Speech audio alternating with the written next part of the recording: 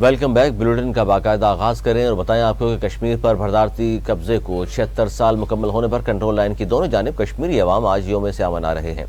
27 اکتوبر 1947 کو مقبوضہ علاقے پر بھارتی فوج کی جارحیت اور 5 اگست 2019 کو مودی کی فتحی بھارتی حکومت کی طرف سے جموں کشمیر کی خصوصی حیثیت کی منسوخی کی مذمت کے لیے آج مقبوضہ کشمیر میں مکمل ہڑتال رہے گی۔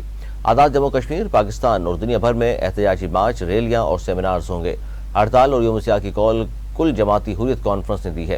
بھارتی فوجیوں نے 27 اکتوبر 1947 کو تقسیم برصغیر کے فارمولے کی کھلم کھلا خلاف ورزی کرتے ہوئے جموں کشمیر پر حملہ کر کے کشمیری عوام کی خواہشات کے برعکس اس پر غیر قانونی طور پر قبضہ کر لیا تھا۔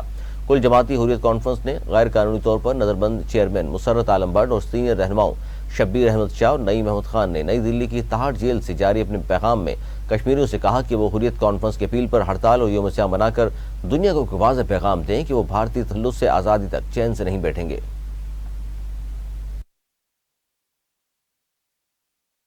صدر مملکت ڈاکٹر عارف الوی اور نگراں وزیر اعظم انوار اللہ کاکڑ نے مقبوضہ کشمیر پر بھارتی قبضے کو 76 سال مکمل ہونے میں پیغام جاری کر دیا۔ صدر مملکت عارف الوی نے اپنے پیغام میں کشمیریوں سے اظہار یکجہتی کرتے ہوئے کہا کہ 27 اکتوبر 1947 کشمیری عوام کے لیے سیاہ ترین دنوں میں سے ایک ہے۔ انہوں نے کہا کہ بھارت نے اس دن اقوام متحدہ کی سلامتی کونسل کی قراردادوں سے روگردانی کر کے کشمیر الجہتی سفارتکاری کو نظر انداز کیا۔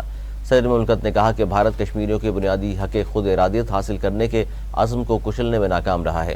یوم سیاہ کشمیر کے موضوع پر نگراں وزیر اعظم انوار اللہ کاکڑ نے اپنے پیغام میں کہا کشمیری بھارت کے غاصبانہ قبضے کو 76 سال مکمل ہو گئے ہیں۔ انہوں نے کہا کہ بھارت نے 5 اگست 2019 سے ایک مضموم مہم کا آغاز کر رکھا ہے۔ کشمیریوں کو بے اختیار کمیونٹی میں تبدیل کرنے کی بھارتی سازشیں زوروں پر ہیں۔ انہوں نے کہا کہ بھارت کے غیر قانونی اقدامات صرف UN قراردادوں کے ہی نہیں بلکہ جنیوا کنونشن کی بھی خلاف ورزی ہے۔ نگراں وزیر اعظم نے کہا کہ مقبوضہ کشمیر دنیا کا ایسا خطہ ہے جہاں سب سے زیادہ قابض فوج تعینات ہے۔ کشمیری عوام کے حقیقی نمائندے برسوں سے پابند سلاسل ہیں۔ انہوں نے کہا کہ کشمیر میں چھپانے کے لیے اور اختلاف رائے کو دنیا کے لیے میڈیا پر پابندیاں عائد ہیں۔ مشرق وسطی اور مقبوضہ کشمیر کے تنازعات عالمی امن کے لیے خطرہ ہیں۔ نگراں وزیر اعظم انوار اللہ کاکڑ نے یہ بھی کہا کہ عالمی برادری اب اپنی ذمہ داری سے آنکھیں نہیں چرا سکتی۔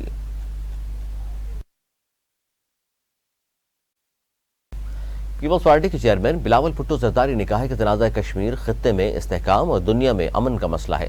جس دن عالمی برادری کو جنوبی ایشیا کے اس تصفیہ طلب تنازع حل کے متعلق اپنی ذمہ داری کا احساس ہوگا، کشمیریوں کی فتح ہوگی۔ یوم سیاہ کشمیر کے موقع پر پیغام میں انہوں نے کہا کہ آج مقبوضہ جموں کشمیر پر وہاں کی عوام کی مرضی کے خلاف غیر قانونی قبضے کو 76 سال مکمل ہو گئے ہیں۔ اس طویل عرصے کے دوران بھارت نے اپنے قبضے کو برقرار رکھنے کے لیے ہزاروں کشمیریوں کو شہید اور لاکھوں کشمیریوں پر تشدد کے ساتھ جنت و نذیر وادی کو دنیا کے سب سے بڑے اوپن جیل میں تبدیل کر رکھا ہے۔ کشمیریوں کی جدوجہد اور قربانیاں آزادی کے جذبے سے شرشار ایک قوم کی بے مثال تحریکی آئینہ دار ہے۔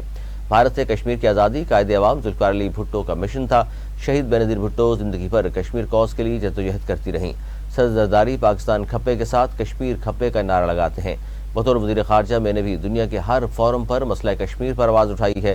ہماری کاوشوں کے نتیجے میں جرمنی جیسے ممالک بھی آج بول رہے ہیں جو کچھ مقبوضہ وادی میں ہو رہا ہے ایسا مزید نہیں چل سکتا۔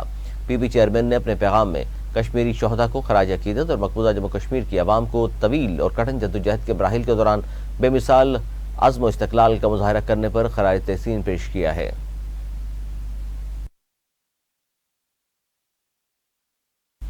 اسلام آباد ہائی کورٹ نے چیئرمین PTI کی سائفر کیس میں درخواست ضمانت مسترد کر دی۔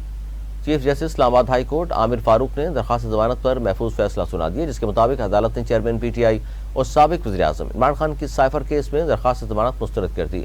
علاوہ ازیں عدالت نے چیئرمین PTI کی اخراج مقدمہ کی درخواست بھی خارج کر دی۔ واضح رہے کہ اسلام آباد ہائی کورٹ نے فریقین کے دلائل سننے کے بعد اکتوبر کو فیصلہ محفوظ کیا تھا، جسے آج چیف جسٹس اسلام آباد ہائی کورٹ نے سنا دیا۔ چیئرمین PTI اس وقت سائفر کیس میں جوڈیشل ریمانڈ پر اڈیالہ جیل میں قید ہیں۔ اسلام آباد ہائی کورٹ نے چیئرمین PTI کے سائفر کیس میں درخواست ضمانت اور مقدمہ اخراج کی درخواستیں مسترد کرنے کا تفصیلی فیصلہ جاری کر دیا۔ اسلام آباد ہائی کورٹ کے چیف جسٹس عامر فاروق نے تفصیلی فیصلہ جاری کیا، جس میں کہا گیا ہے کہ بعد النظر میں مقدمے میں آفیشل سیکرٹ ایکٹ سیکشن 5 کا اطلاق ہوتا ہے۔ فیصلے میں کہا گیا ہے کہ استغاثہ کا کیس ہے کہ وزارت خارجہ نے سائفر کو ڈیکوڈ کر کے پرائم منسٹر سیکریٹریٹ کو بھجوایا۔ چیئرمین PTI نے بطور وزیر اعظم سائفر کو وصول کیا اور بظاہر گم کر دیا۔ عدالتی فیصلے میں لکھا ہے کہ استغاثہ کے مطابق سائفر کے مندرجات کو ٹویسٹ کر کے سیاسی مقصد کے لیے استعمال کیا گیا۔ دفتر خارجہ کے سابق اور موجودہ افسران بالخصوص سائفر بھیجنے والے اسد مجید کے بیانات ریکارڈ پر ہیں۔ اسلام آباد ہائی کورٹ کے فیصلے میں کہا گیا ہے کہ دفتر خارجہ کے افسران کے بیانات سے واضح ہے کہ اس میں کوئی غیر ملکی سازش شامل نہیں ہے۔ آئی سی سی کرکٹ ورلڈ کپ میں پاکستان اور جنوبی افریقہ کی ٹیمیں مد مقابل ہیں۔ پاکستان کا جنوبی افریقہ کے خلاف ٹاس جیت کر بیٹنگ کا فیصلہ، ٹیم میں 2 تبدیلیاں کی گئی ہیں۔ حسن علی کی جگہ وسیم جونیئر، اسامہ میر کی جگہ محمد نواز کو پلینگ 11 میں شامل کیا گیا ہے۔ قومی کھلاڑی 3 میچوں کی مسلسل شکست کے بعد مضبوط ساؤتھ افریقن ٹیم کو قابو کرنے کے لیے جڑ گئی۔ ساؤتھ افریقہ کے خلاف گرین شرٹس کی پہلے بیٹنگ جاری ہے۔ سیمی فائنل کی امیدیں برقرار رکھنے کے لیے پاکستان کو ہر میچ جیتنا ہوگا۔ پوائنٹس ٹیبل پر جنوبی افریقہ کا دوسرا اور پاکستان کا 6واں نمبر ہے۔ کپتان بابر اعظم کہتے ہیں جنوبی افریقہ کو بڑا ٹارگٹ دینے کی کوشش کریں گے۔ اسرائیل نے غزہ میں گولہ باری کا سلسلہ جاری رکھا ہوا ہے۔ رہائشی عمارتوں، مساجد، طبی مراکز تک کو نشانہ بنایا گیا۔ اسرائیلی حملوں میں شہید ہونے والے فلسطینیوں کی تعداد 7,000 سے تجاوز کر گئی۔ 19,000 کے قریب افراد زخمی ہیں۔ رپورٹس کے مطابق شہداء میں 3,000 سے زائد بچے اور 1,700 سے زائد خواتین شامل ہیں۔ غیر ملکی میڈیا کے مطابق 2,000 کے قریب فلسطینی لاپتہ ہیں، جن کے تباہ شدہ عمارتوں کے ملبے میں دبے ہونے کا خدشہ ہے۔ عرب میڈیا کے مطابق غزہ کے نہتے شہریوں پر اسرائیلی مظالم کا سلسلہ تاحال جاری ہے۔ صہیونی فورسز کے خان یونس کے قریب فضائی حملے میں 40 نہتے فلسطینی شہید جبکہ 100 سے زائد زخمی ہو گئے ہیں۔ مقبوضہ کنارے پر اسرائیلی فوج کی جانب سے صبح سویرے کی جانے والی تازہ ترین چھاپے کے بعد 4 معصوم فلسطینی شہید ہو گئے۔ گزشتہ روز مقبوضہ مغربی کنارے میں ایک اور چھاپے کے بعد اسرائیلی فورسز نے ایک خاتون سمیت کم از کم 19 فلسطینیوں کو حراست میں لے لیا ہے۔ میڈیا رپورٹس کے مطابق مقبوضہ مغربی کنارے میں شہید ہونے والے فلسطینیوں کی مجموعی تعداد 110 ہو گئی۔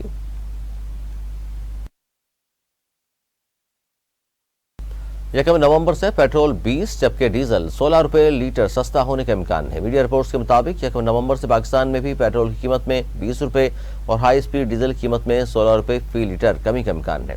عالمی مارکیٹ میں کروڈ آئل کی قیمت میں فی بیرل $5 کمی ہوئی ہے۔ یاد رہے کہ 16 اکتوبر کو پیٹرول 40 روپے جبکہ ڈیزل 15 روپے فی لیٹر سستا کیا گیا تھا۔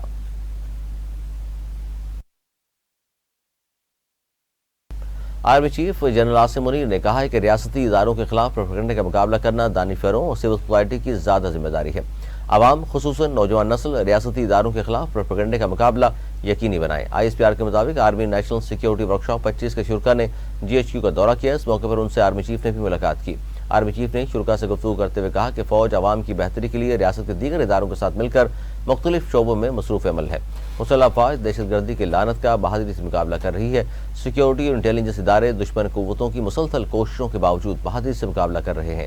پاکستانی عوام کے مسلسل تعاون سے انشاءاللہ کامیابی ہمارا مقدر ہوگی۔ GHQ کے دورے پر شرکا کو اسمگلنگ، بجلی چوری، منشیات کے پھیلاؤ اور بارڈر کنٹرول کے اقدامات سے آگاہ کیا گیا۔ پاکستان سے غیر قانونی مقیم غیر ملکیوں کی وطن واپسی سے متعلق بھی بتایا گیا۔ آرمی چیف نے SIFC کے نتیجے میں معیشت پر پڑنے والے مثبت اثرات کو بھی اجاگر کیا۔ ورکشاپ میں پارلیمنٹرین، سول اور مسلح افواج کے سینئر افسران اور سول سوسائٹی کے نمائندوں سمیت 98 شرکا شامل ہوئے۔